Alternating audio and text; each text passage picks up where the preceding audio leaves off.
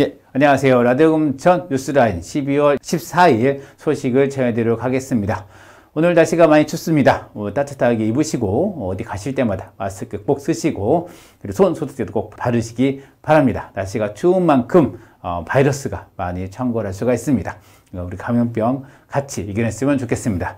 첫 소식입니다. 코로나19 상황인데요. 지금 금천구 확진자가 계속해서 발생하고 있습니다. 12월 10일 보시면 10명이 발생했고요. 11일은 5명, 12일은 10명, 그리고 13일은 8명, 그리고 어제죠. 14일은 4명이 발생하고 있습니다. 근데 여기서 좀 문제가 하나 발생했는데요. 바로 12월 10일입니다. 지금 10명으로 되어 있는데 원래는 12월 10일 날 발표가 돼야 되는데 이것이 11일 날 발표가 됐습니다. 왜 그런가 해서 좀 따져봐야 되는데요. 지금 이게 금천구청 홈페이지에 나오는 확진자 상황이 쭉 나와 있습니다. 보시면 중간에 11월 11일이 하나, 둘, 세 개가 나옵니다. 그래서 근데 저기도 12월 11일 그리고 12월 10일이 없습니다.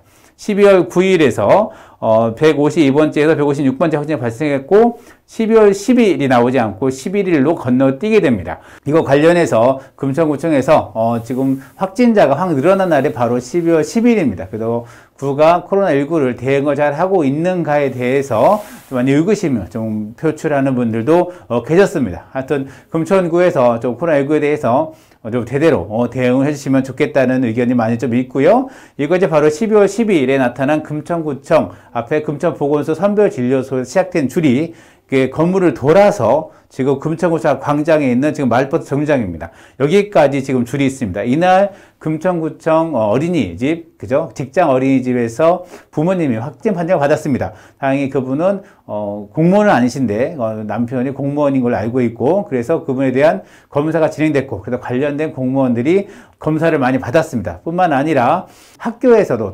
동일여고에서도 중간고사를 보던 와중에 확진 판정을 받고 시험이 중단되는 일도 발생했습니다. 그날이 바로 12월 10일입니다. 그래서 지역에서는 많은 분들이 학교뿐만 아니라 어린이집, 구청부에서 다 뚫리는 거 아니냐라고 걱정이 많이 했는데 이거와 같이 지금 11일 확진자가 그 다음날 나타남으로 해서 많은 주민들이 불안했다는 점 있습니다. 그래서 금천구가 좀 정보를 제대로 좀 알려줘서 우리 주민들이 좀 안심하고 뭔가 불안감이 떠는 게 아니라 뭔가 관리되고 있고 관리 속에서 우리가 있구나라는 그런 것이 느낄 수 있도록 했으면 좋겠습니다.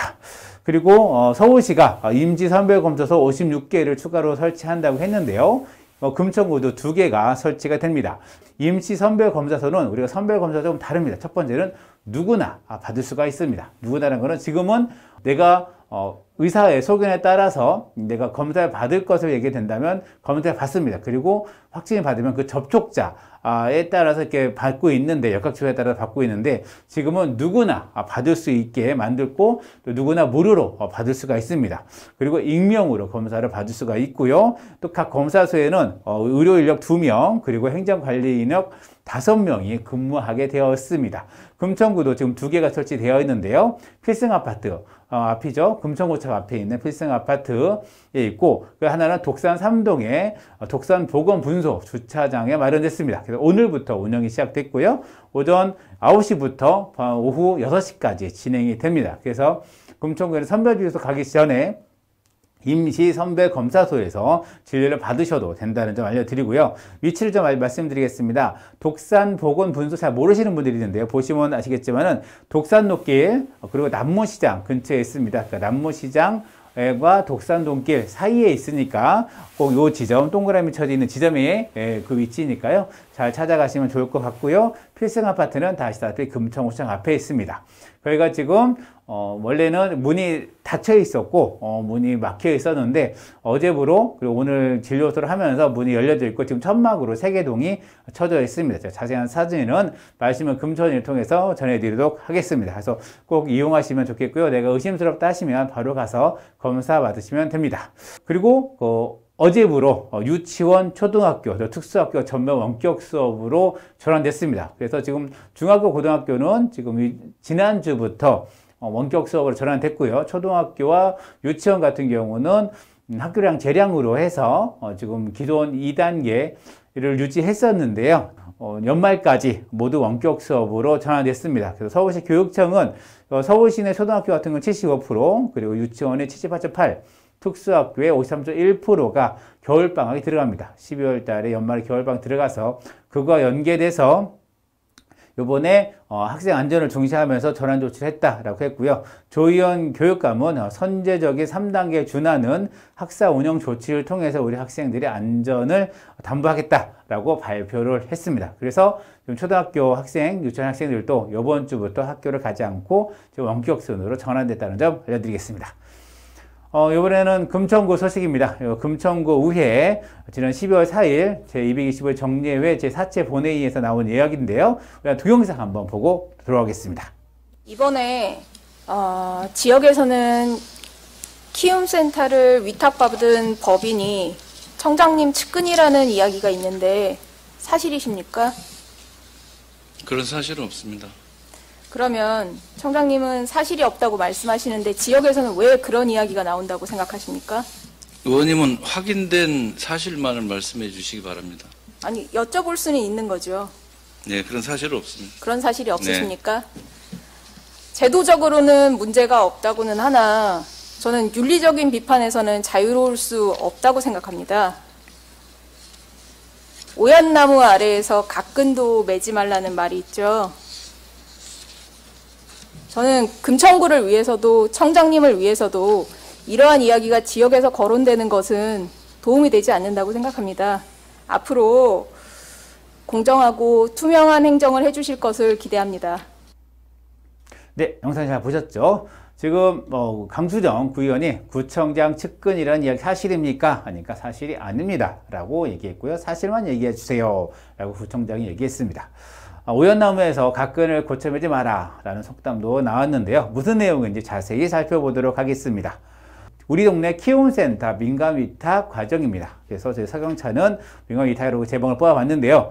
이거는 7월 20일 날 금천 1호, 2호, 3호점에서 위탁제 모집 공고가 났습니다. 1차적으로 8월 28일 날 접수가 2군데가 됐습니다. 그런데 모두 70점 이하의 점수를 받았습니다. 그래서 위탁기관 심의 결과 선정기관 없음이라 결론이 났고요. 9월 8일 날 재공고를 합니다. 그리고 10월 7일 날 세 곳에 대해서 위탁 결과가 발표가 됩니다.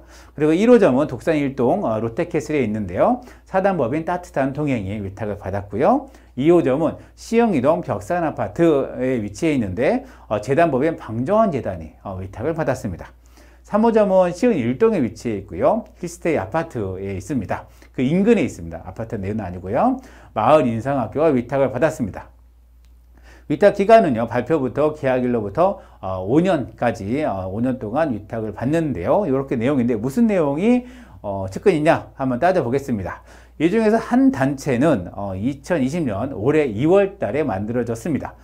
그리고 대표자 A씨는 지난 지방선거 때 금천구청장, 유성구청장이죠. 구청장의 밴드 관리자 역할을 좀 맡았습니다. 그리고 더불어민주당 금천구 지역위원회 소위원회 위원장을 역임을 했습니다. 그리고 이사가 4명이 있습니다. B씨, C씨, 그리고 D씨로 제가 가명을 좀 처리했는데요.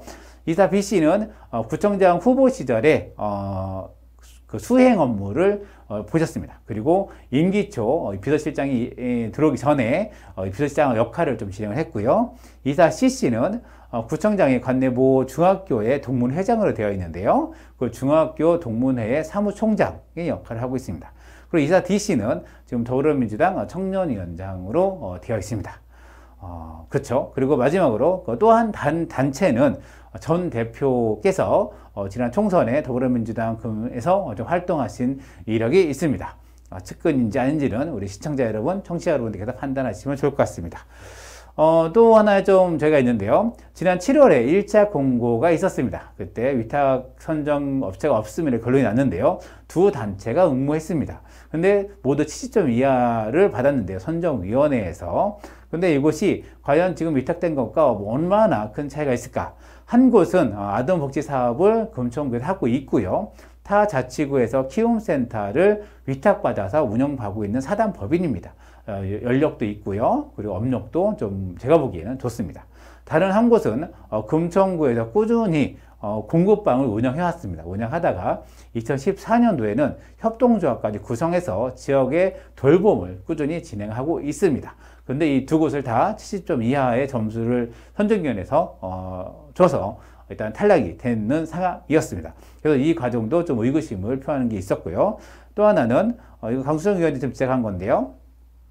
심사위원회 평가 점수가 매번 달랐다는 겁니다. 뭐냐면 같은 날 같은 기관에 대해서 같은 심사위원이 평가하는데 1호점, 2호점, 3호점 있습니다. 그래서 중복으로 신청을 하시는데요. 만약에 A단체가 1호점과 2호점에 각각 신청을 했다고 한다면 1호점에서의 A단체 점수와 2호점의 A단 점수가 달랐다는 겁니다. 같은 자료, 같은 심사위원, 같은 PT를 보고 했을 텐데 왜 이렇게 점수가 편차가 크냐, 이해하기 어렵다라는 부분이 있었고요. 그리고 70점 넘은 것이 별로 없다라는 부분에 대해서도 좀 말씀을 했습니다. 그래서 이런 부분들이 좀 해명돼야 되지 않을까라는 생각이 듭니다.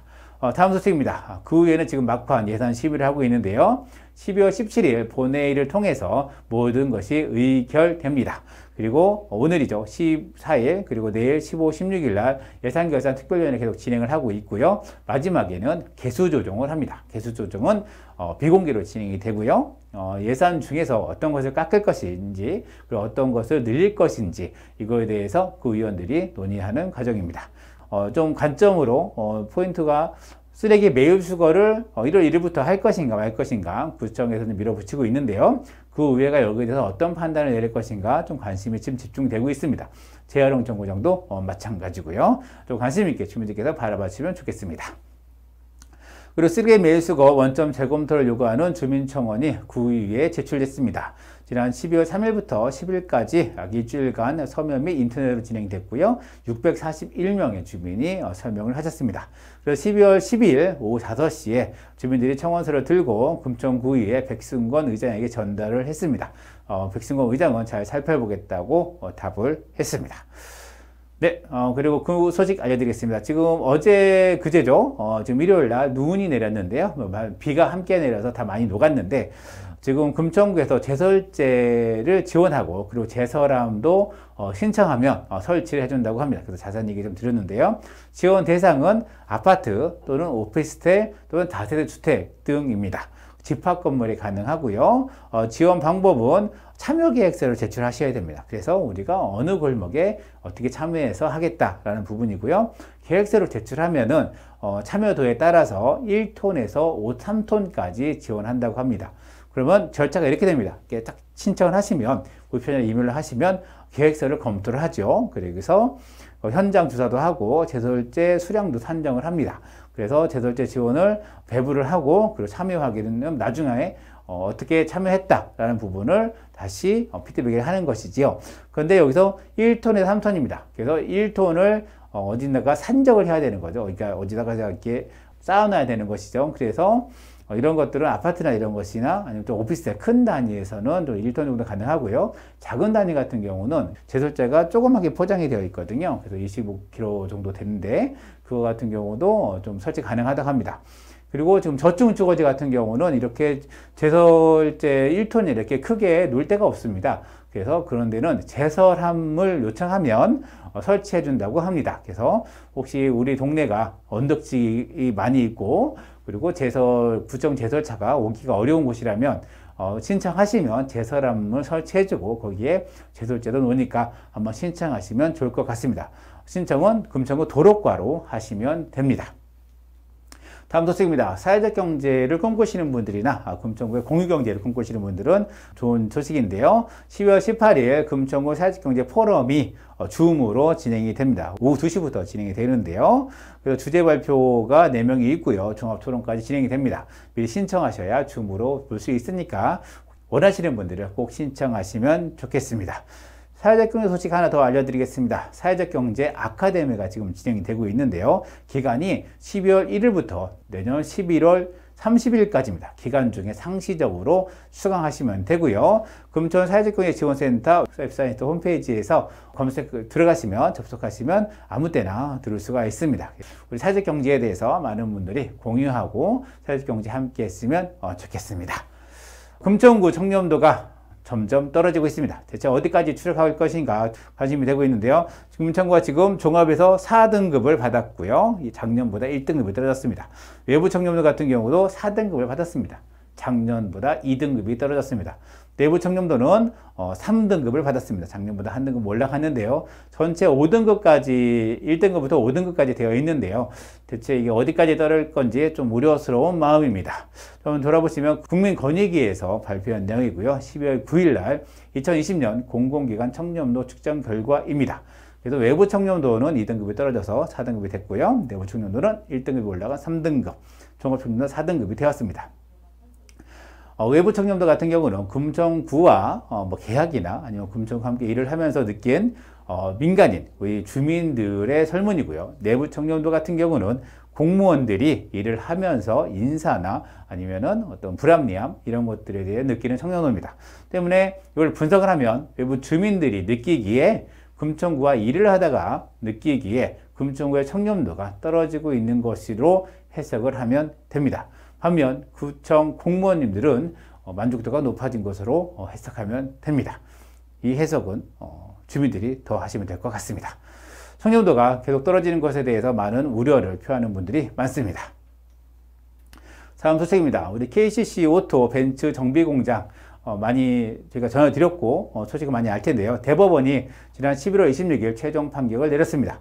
최종 판결은 KCC 오토 측에 손을 들어줬습니다.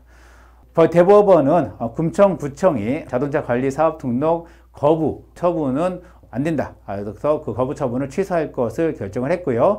대법원은 심리를 열지 않고 심리 불속행 기각이라는 절차를 거쳐서 심리를 거치지 않고 기각을 시켰습니다. KCC 오토는 지난 2019년 5월 17일 자동차 종합정비업 등록 신청을 했습니다. 그래서 건물 다 아시죠? 그래서 지하 1층, 2층, 그리고 4층, 8층, 9층에 신청을 했고요. 나머지 지상 1층, 2층은 전시용대로 쓰여집니다. 지금 정비업에 대해서는 5개층을 신청을 한 상황인데요. 금천구청은 5월 31일 옆 인근의 힐스테이 아파트 입주자 대표회의에 합의를 해라 라고 하면서 반려를 했습니다. 하지만 6월 7일 KCC 오토 측은 합의를 노력하였으나 입주자 대표회의에서 합리적 이유 없이 반대로 협의가 불가능하다라고 다시 회신했습니다. 그래서 금천구청은 다시 동의를 받아와라 라고 요구를 했고요. 결국 KCC 오토 측은 소송의 길을 가게 됐습니다. 그래서 1심에서 행정법원에서 올해 1월 21일 1심에서 행정법원이 KCC에 손을 들어줬습니다. 이유는 구청의 회신 처분 사유, 그러니까 동의를 받아오라는 거죠. 이런 합의가 되지 않았다는 것이 회신 처분의 사유인데 관리차 관리 법령에서는 주민과의 합의를 자동차 정비업의 등록 요건으로 제시하지 않는다라고 해서 구청의 행정을 위법하다고 판결했습니다. 이거와 똑같이 7월 10일 2심 그리고 11월 26일 대법원도 같은 취지의 판결을 내렸습니다. 이에 따라서 지금 금천구 KCC 오토는 다시 등록업 신청을 하셔야 됩니다. 지금 시간이 오래돼서 다시 재신청을 하면 그거에 따라서 구청은 절차에 따라서 승인을 할 건데요. 여기서 좀 핵심 가는 것은 이게 재판이 진행됐습니다. 그리고 약 1년 넘게 사용을 못하면서 여기에 대한 손해가 발생했는데요. KCC 오토가 과연 이런 손배소를 민사 손배소를 청구할 것인가가 좀 관심이 집중이 되고 있고, 또 하나의 문제는 금천구 같은 경우는 이런 대기 유해 배출업소가 상당히 많이 있습니다. 자동차 정비업소도 상당히 많이 늘어나고 있고요. 특히 독산일동 같은 경우는 각종 보험사가 연결되어 있는 자동차 정비업이 많이 들어와 있습니다. 그리고 지금도 들어오고 있고요. 그래서 지역에 어떤 특정한 지역에 밀집되어서 들어오고 있는 대기 배출 위험 업소에 대해서 어떻게 관리할 것인가에 대한 고민도 함께 들어가야 될 것 같습니다. 하여튼 금천구가 패소했다는 점 알려드리겠습니다. 서울시 소식 알려드리겠습니다. 서울시에서 2020년 2분기 자동차세 고지서를 우편으로 발송했습니다. 자동차세를 납부하라는 얘기죠. 이것이 사실 3월 달에 냈으면은 약 10% 정도 감액을 받으면서 그걸 낼 수가 있는데요. 지금은 올해 거입니다. 그래서 지금은 감액 없이 원금으로 내시면 되고요. 서울시 이택스나 아니면 세택스, 그리고 카카오페이, 네오페이, 페이코 등 간편 납부로 가능하고요. 종이 고지서도 가능합니다. 하지만 이게 12월 31일까지인데요. 이게 납부가 경과 시 3%의 가산금이 있다는 점 알아주시고요. 꼭 불이익 당하지 않도록 하셨으면 좋겠습니다. 제가 전해드린 소식은 여기까지고요. 뉴스라인은 라디오 금천과 마시는 금천인이 함께 만듭니다. 진행에는 저 이성우였고요. 기술에는 신선순 PD가 함께했습니다.